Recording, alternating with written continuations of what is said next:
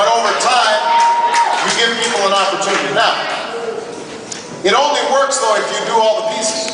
I think the American people, they appreciate and believe in immigration, but they can't have a situation where you just have 500,000 people pouring over the border without any kind of mechanism to control it.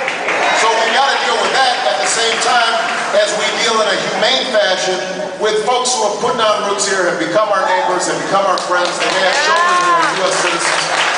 That's the kind of comprehensive approach that we have.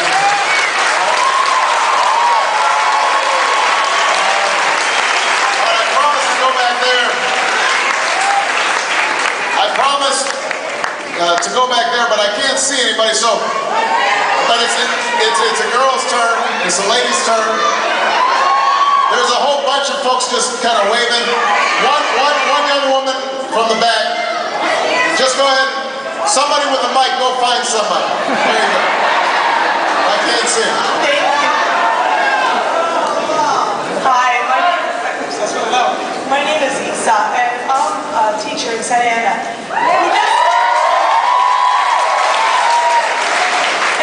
I got my RIF notice on Saturday, and I'm sorry, you got what notice? My RIF notice, which means I'm being tentatively laid off. A pink slip.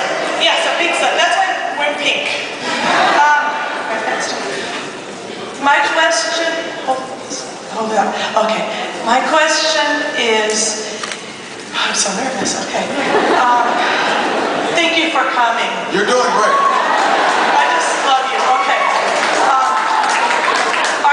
Sizes are between 36 and 44. This is normal. I've been in the district for over 25 years. I have seen what our kids can do when someone cares. The Teacher of the Year also received a pink slip. We're talking about quality teachers being laid off because of something. I don't know what. Tomorrow we have a meeting. My real question is, you have put money towards retention. How are we going to make sure that money comes to our districts that need it the most, the urban districts? Well, look,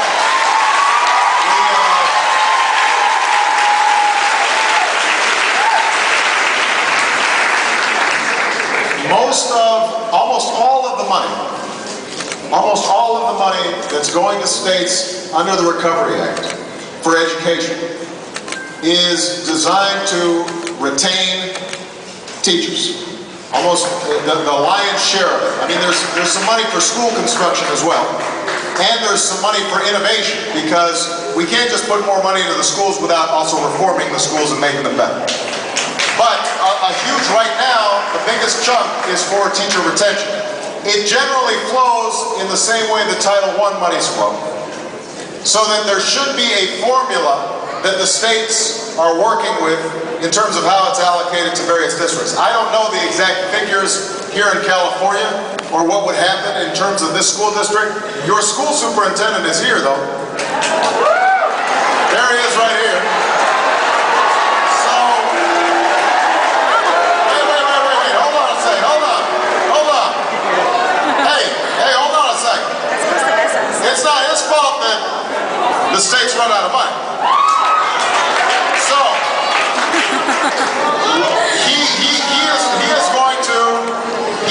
he was in a meeting with Arnie Duncan, our Secretary of Education, and I stopped by in the meeting, and these were the school superintendents for all across the country to come together and work on how do we both deal with the immediate short-term crisis, but also how do we think about long-term reforms. You're right that class size is something that we've got to deal with. You can't have a fifth grade class with 40 kids. There's no teacher who can deal with 40 kids all at the same time, especially if many of them are at different levels in terms of reading and math skills and so forth. So we've got to do something about that. But what's also true, though, is we've got to provide better teacher training. There are teachers who may not know their subject matter as well as they should. They've got to be given more time for professional development.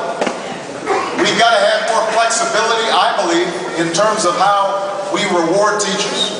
I think that it is important for us to make sure that we have assessments that everybody can agree, because ultimately, we've got to know that our kids are meeting high standards. Now, it can't just be a single high-stakes standardized test, but we do need to have strong, powerful measures of performance.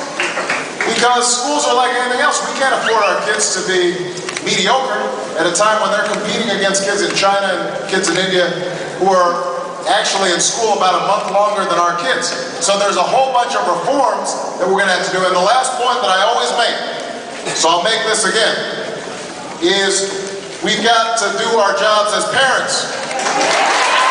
You can't put all the burden on a teacher.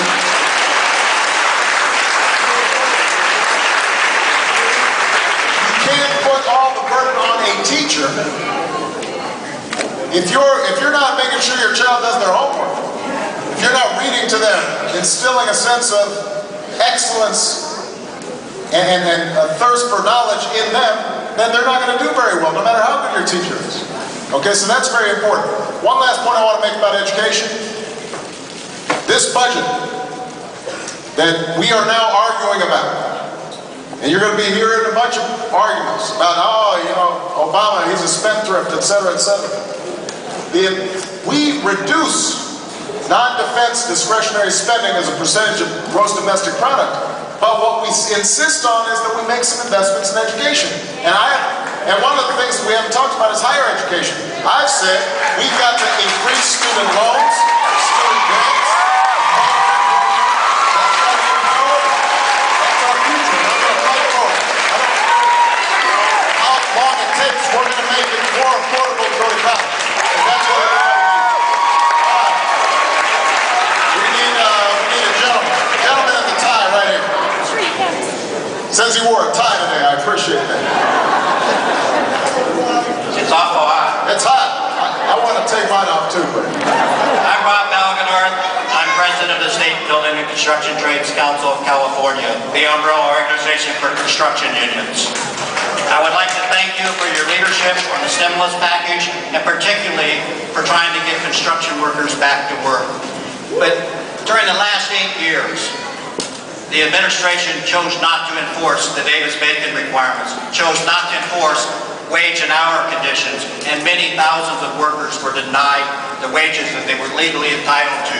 What can your administration do to make sure that people get the wages that they're entitled to in this terrible economic downturn? Well, look, I've already said that we are going to promote Davis-Bacon.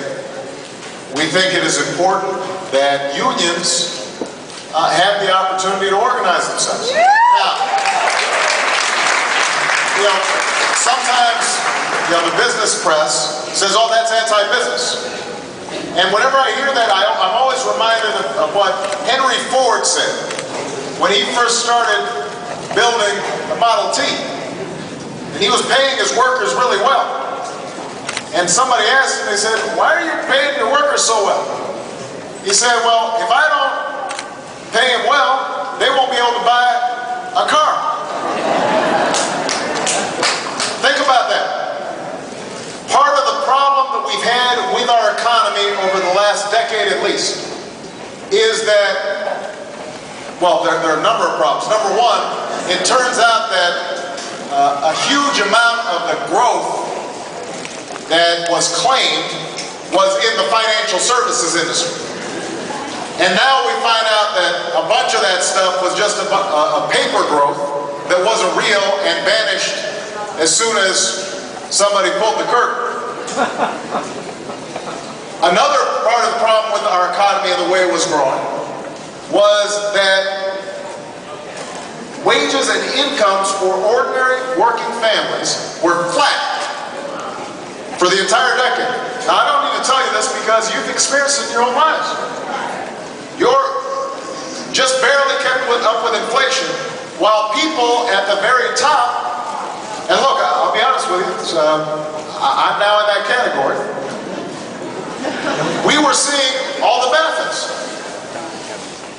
So when I say that we should make it easier for unions to organize, and